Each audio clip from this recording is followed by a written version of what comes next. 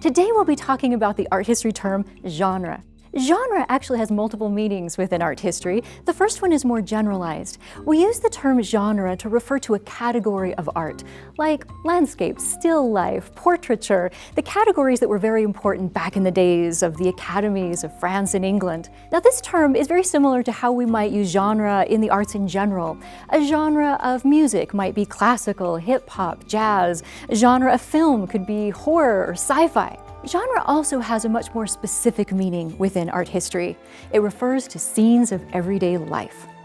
Genre painting developed in the so-called Low Countries, what is modern-day Belgium and Holland, back during the time between the Renaissance to the 19th century.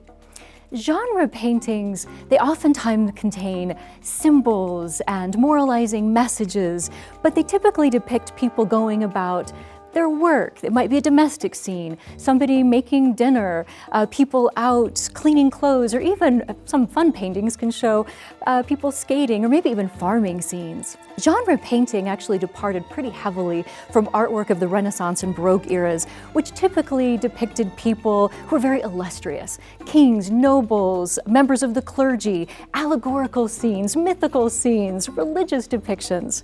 So this shift to seeing everyday life, very naturalistic settings, was actually pretty forward-thinking for the time. And there you have it, the key takeaways of the art history term genre.